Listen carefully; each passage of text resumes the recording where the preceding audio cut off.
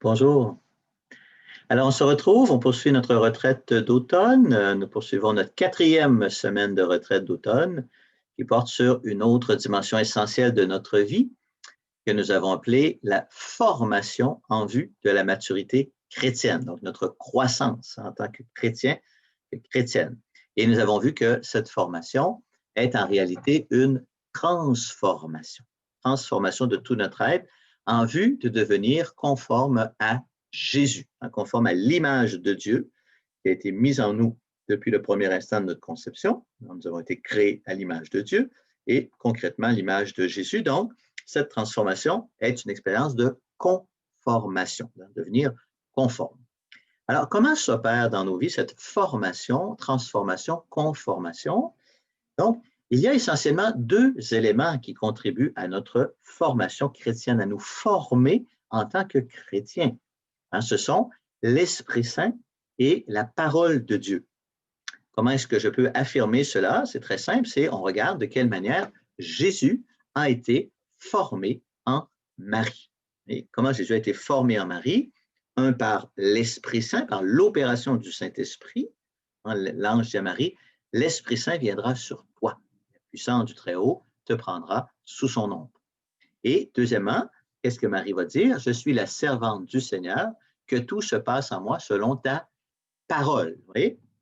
Donc, c'est dans la parole de Dieu, c'est par la parole de Dieu reçue en Marie, dans la puissance de l'Esprit Saint, que se forme Jésus en Marie, et c'est par la parole de Dieu, dans la puissance de l'Esprit, que Jésus est formé aussi en nous. Vous voyez, c'est la même réalité, mais d'une manière spirituelle ou mystique. Donc, cette formation, par l'action de l'Esprit Saint, par la parole de Dieu, est une initiative divine. C'est Dieu qui nous forme. C'est Dieu qui prend l'initiative de nous former. Et nous avons à consentir, à nous laisser former par Dieu. C'est une œuvre de collaboration entre Dieu et nous. C'est lui qui a l'initiative et nous, on se laisse former, et non pas l'inverse. Ce n'est pas nous qui avons l'initiative. Alors, donc Dieu nous forme par sa parole. Alors, évidemment, on peut et on doit lire et méditer la parole de Dieu dans la Bible. C'est de base. C'est de base. Et nous sommes invités à y consacrer du temps, toujours plus de temps, plus d'énergie, spécialement aujourd'hui, comme la parole de Dieu est moins présente dans notre entourage, dans le monde dans lequel on vit, elle doit être plus présente dans nos vies. Donc, nous sommes invités à lire la parole de Dieu chaque jour, à la méditer, à la prier, à la contempler, à se laisser habiter par cette parole et à la partager avec des amis autour de nous, des amis chrétiens. Mais Dieu ne parle pas seulement dans la Bible. Il parle aussi et peut-être surtout dans les événements de nos vies. D'ailleurs, qu'est-ce que c'est la Bible? La Bible, c'est le recueil, la mise par écrit des événements du salut.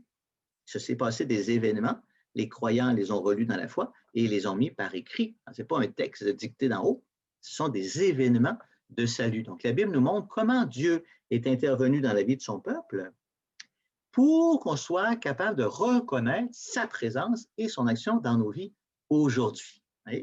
Donc, Dieu parle à travers les événements et il nous forme à travers les événements. Il nous transforme par les événements. Des fois, les gens vont dire ça spontanément. Ils vont dire la vie nous transforme. Alors, elle peut nous transformer de deux manières, en mieux ou en pire. Si c'est en pire, on va dire qu'elle nous déforme.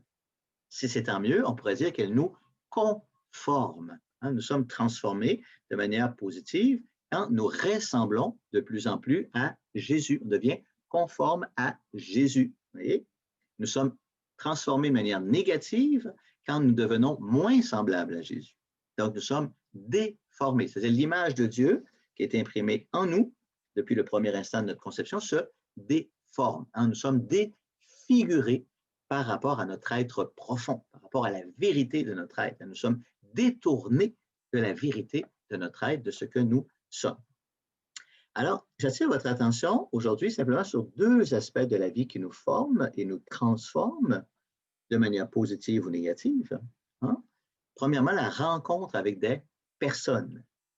Il y a des personnes qu'on rencontre et ces gens-là, la rencontre avec ces gens-là nous transforme, en mieux ou en pire. Lorsque c'est en mieux, on appelle ces gens-là des témoins. On rencontre des témoins et à travers les témoins, l'amour, quelque chose de l'amour de Jésus passe en nous. Et quelque chose de l'Esprit Saint passe en nous, en fait.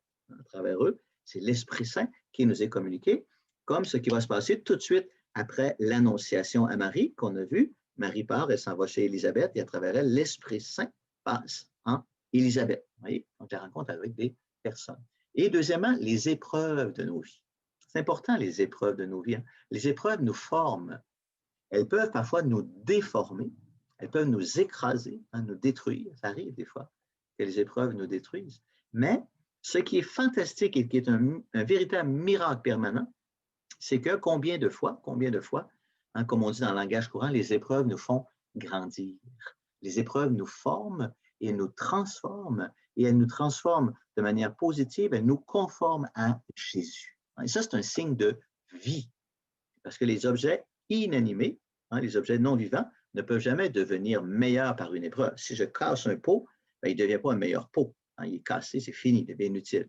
Mais une personne humaine qui est frappée, qui est cassée, qui est éprouvée, peut devenir une meilleure personne. Pourquoi?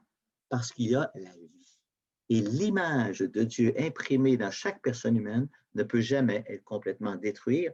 Et c'est elle qui jaillit de l'intérieur, s'exprime de l'intérieur.